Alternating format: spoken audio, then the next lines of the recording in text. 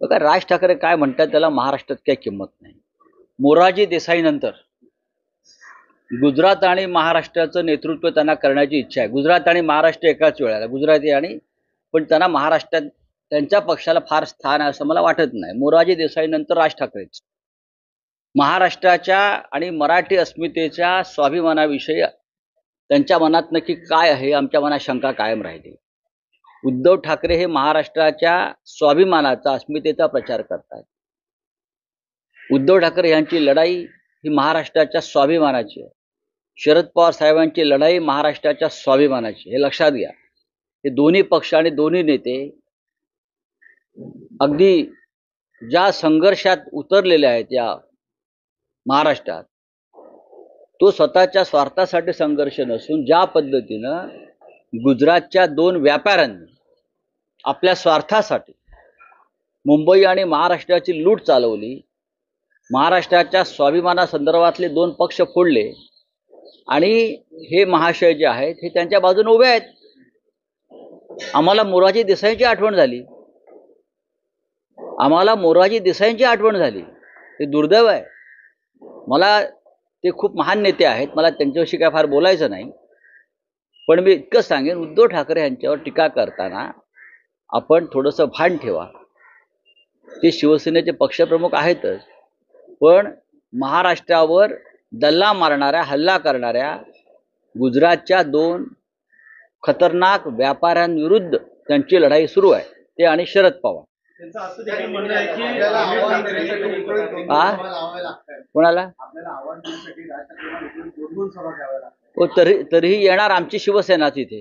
विक्रोळीत जर कोणी सभा घेत असेल वारंवार, याचा अर्थ त्यांचा पक्ष इथे कमजोर आहे. आणि येणार सुनील राऊतच, सगळ्यांना माहिती आहे. दोन काय, इथे त्यांनी घर घेऊन राहायला पाहिजे. जसं नरेंद्र मोदी, अमित शहा महाराष्ट्रातच मुक्कामाला आहेत, तसं काही नेत्यांनी विक्रोळी, कांजूरमार्ग, डम्पिंग ग्राउंडच्या आसपास खूप जागा रिकाम्या आहेत, तिथं राहावं ना. मला काही अडचण नाही. लोकशाही आहे. लोकशाहीमध्ये कोणी किती कुठे सभा घ्याव्यात याच्याविषयी काही निर्बंध नाही आहे. सभा घ्या, आमच्यावर टीका करा. कारण भारतीय जनता पक्षाची, देवेंद्र फडणवीसांची इच्छा आहे आमच्यावर टीका करावी, आमच्यावर चिखलफेक करावी. हे स्क्रिप्ट गुजरातवरून आलेलं आहे.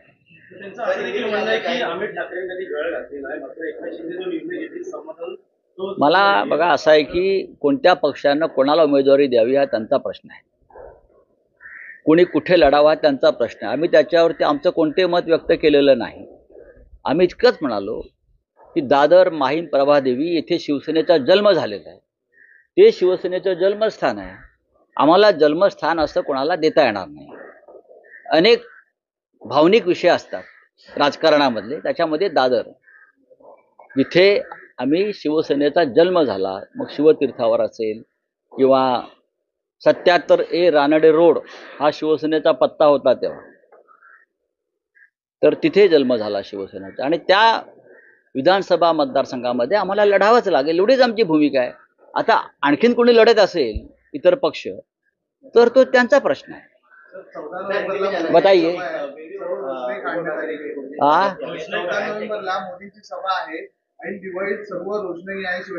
महाराष्ट्रामध्ये काळोख करायलाच ते आलेले आहेत ना. महाराष्ट्रात महाराष्ट्राला अंधकारात ढकलण्याचं काम त्यांनी गेल्या 5-10 वर्षात केलेलंच आहे. आणि अशा पद्धतीने परत एकदा महाराष्ट्रात काळोख करतील ते. भारतीय जनता पक्षाला महाराष्ट्रात काळोखच करायचं, अंधकारच करायचा आहे लोकांच्या जीवनामध्ये. आप बताइए.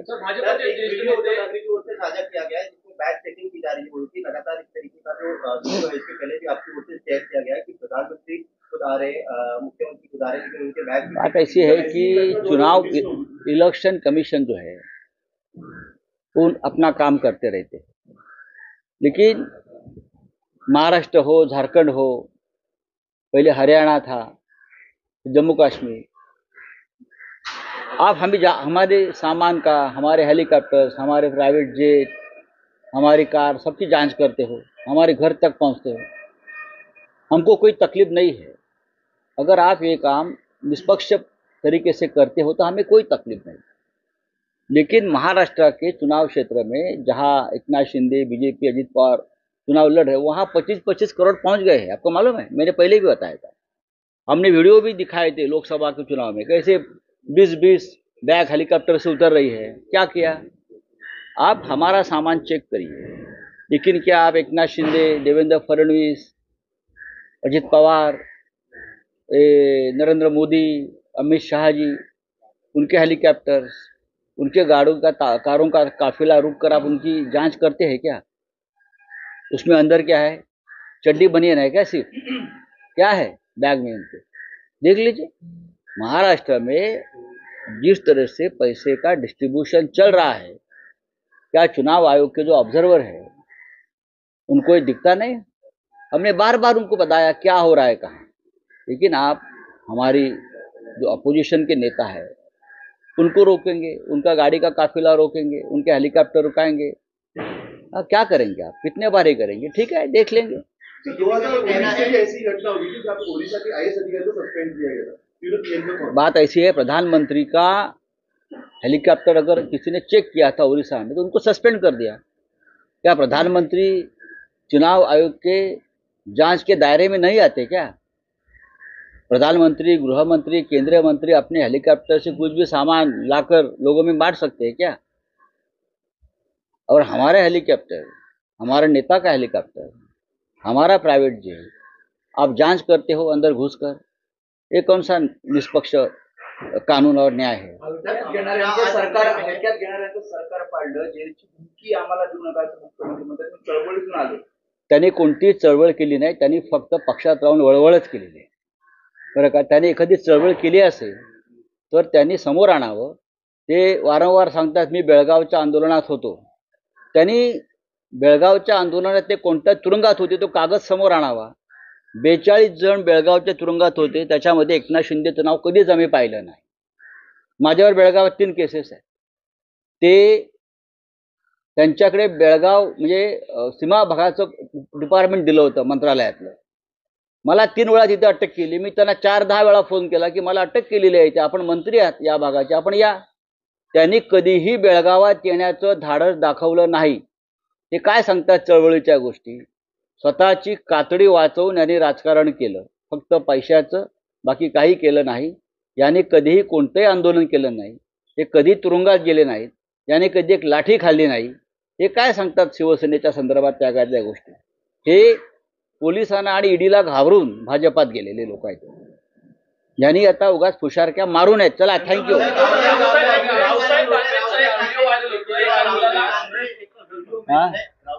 अरे भाई, रावसाहेब दानवे,